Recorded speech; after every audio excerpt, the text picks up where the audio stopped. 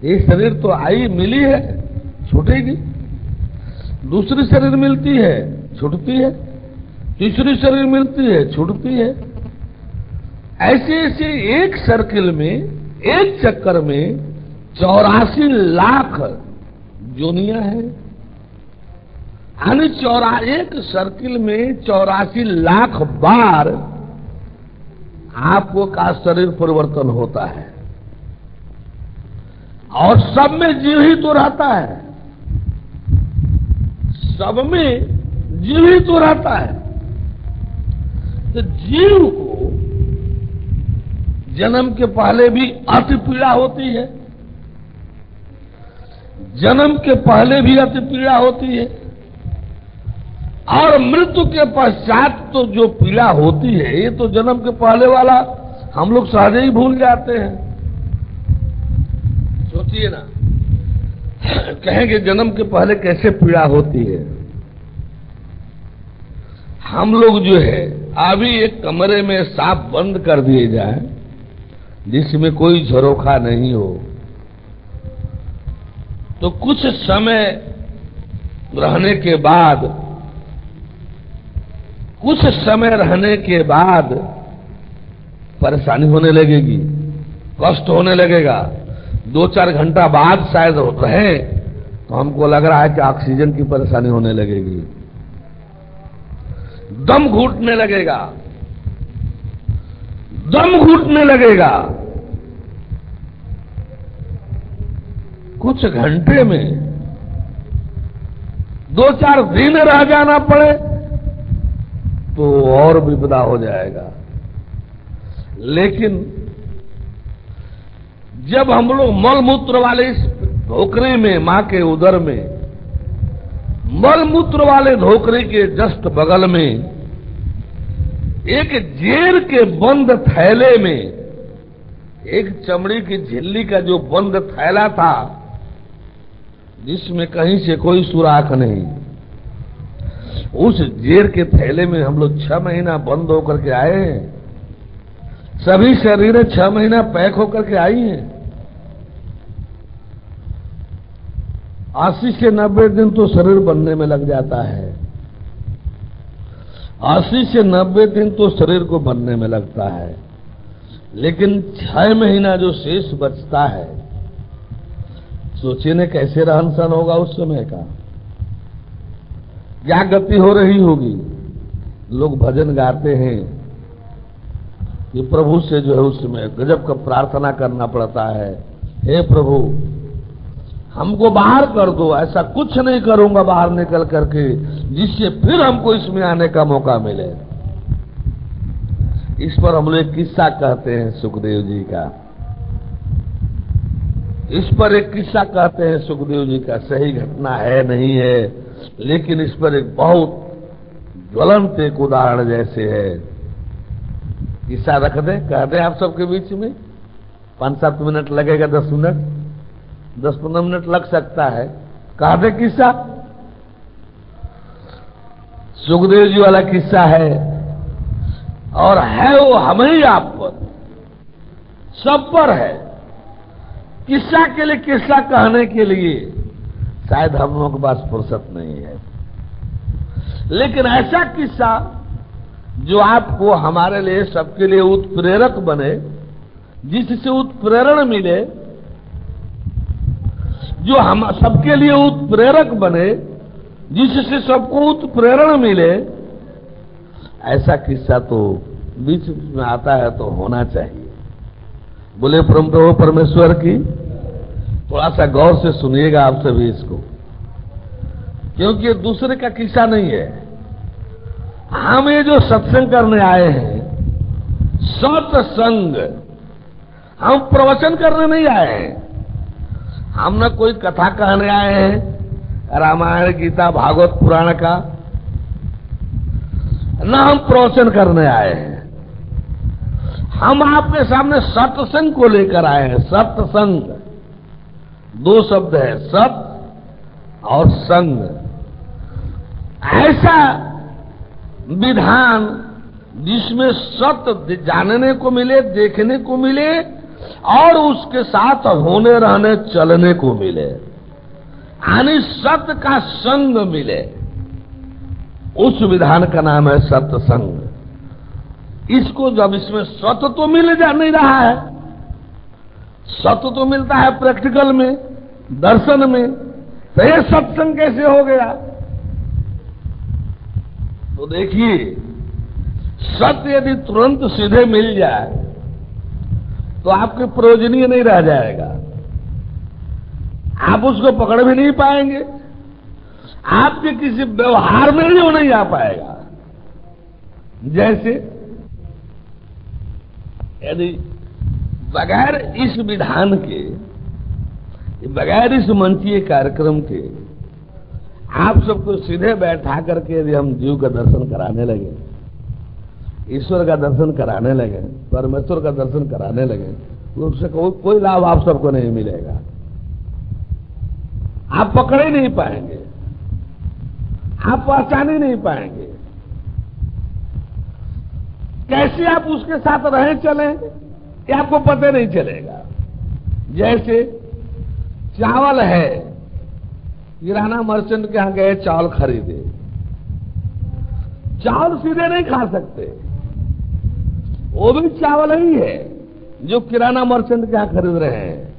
भाई हमको 1 किलो दे दीजिए, 2 किलो दे दीजिए, 5 किलो दे दीजिए, लेकिन वो सीधे चावल हम लोग नहीं खा सकते।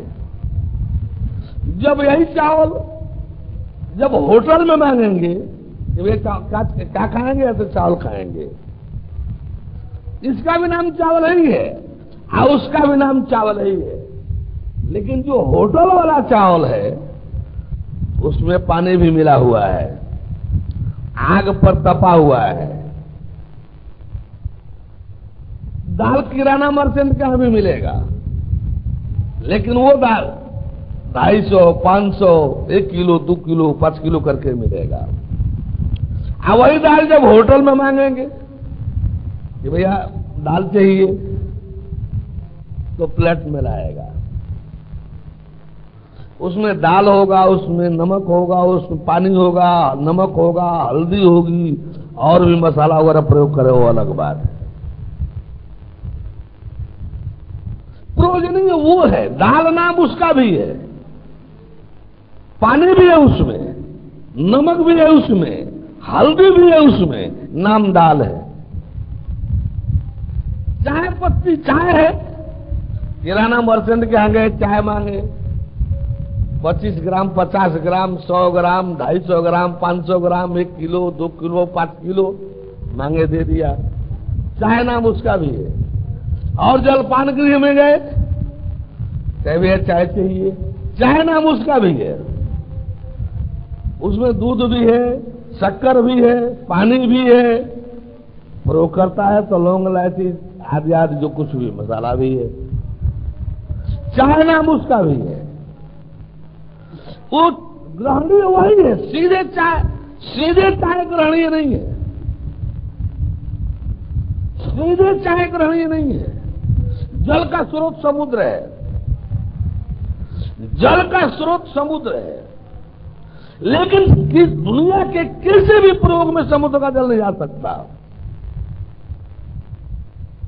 दुनिया के किसी भी प्रयोग में समुद्र का जल सीधे नहीं आ सकता, उसमें किसी न किसी प्रकार का परिवर्तन करके ही हम उसका लाभ ले सकते हैं। धरती पर जहां भी कोई जल है, जिस किसी प्रकार का भी कोई जल है, सब समुद्र का ही तो है, सब समुद्र का ही तो है।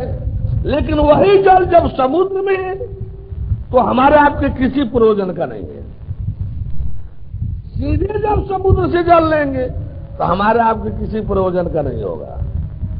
वही जल वाष्पीकृत होकर के, बादल बन करके, बारिश के माध्यम से, नदी नाले में या स्रोत के माध्यम से, हैंडपाइप में, बोरिंग में, जो वही जल आता है समुद्र वाला ही आता है, अलग से कोई जल नहीं है। इस धरती पर जहां कहीं भी कोई जल है वो समुद्र का ही तो है। लेकिन ये जल प्रयोजनीय है, हमारे आपके प्रयोग में आता है, पीने के, नहाने के, वस्त्र साफ करने के, मानी नाना तरह के भोज्य सामग्रियां बनाने की। ठीक उसी तरह से सत्य यदि सीधे मिल जाए, सत्य को आप बगैर इन विधानों के, बगैर जाने, बगैर समझे, बगैर जाने, बगैर समझे, यदि वो सत्य आपके सामने आ ही जाए, सत्य आपके सामने खड़ा ही हो जाए, तो आप पहचान ही नहीं पाएंगे। वो जानने पहचानने में आएगा ही नहीं। राम जी तो चल ही रहे थे, किसने राम जी को पहचाना? कहां दशरथ जी कौशल्या जी राम जी को पहचान लिए? कहां अयोध्यावासी राम जी को पहचान लिए? कहां कौन राम जी, कहां ऋषि महर्षि राम जी को पहचाने? कहां ऋषि महर्षि राम जी को पहचाने? कृष्ण जी पर आ जाइए। इंद्र जो देवराज है, कहां पहचाना? ब्रज दहाने की कोशिश करने लगा। ये नहीं सोचा कि इंद्र का विरोध कौन कर रहा है। दूध का जो इंद्र के लिए जाता था, चढ़ता था, कौन रोक दिया? कहां वरुण पहचाने? नंद बाबा का अपहरण कर ले गए। कहां ब्रह्मा जी पहचाने जो सृष्टि के रचयिता है? ग्वाल बाल सहित सब गायों को ही आंकवा लिए और बरिश दिन तक बंद रखे। कहां शंकर जी पहचान पाए? कहां शंकर जी पहचान पाए? बाणासुर के लिए आपने दल बल सहित कृष्ण से युद्ध किए,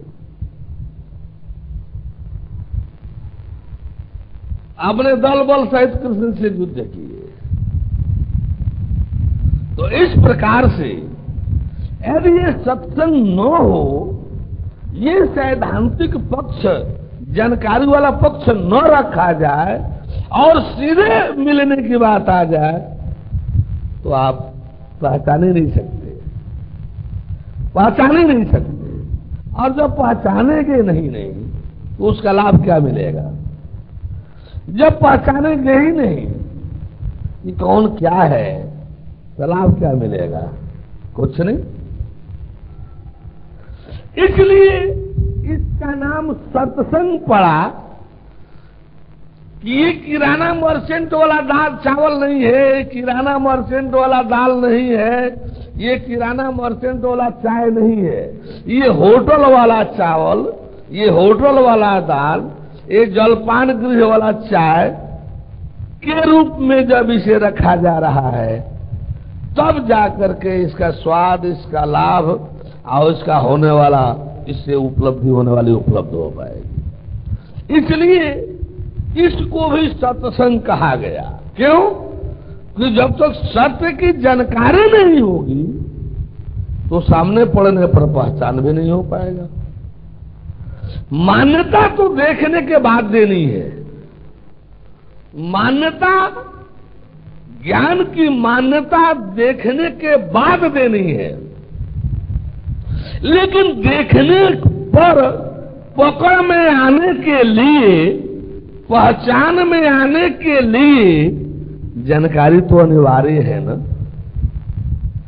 जब जानेंगे ही नहीं, जब जानेंगे ही नहीं, तो वस्तु 1000 बार आपके सामने आवे जाए, पहचान ही नहीं पाएंगे। और जब तक पहचान नहीं पाएंगे, संबंध नहीं जोड़ेंगे।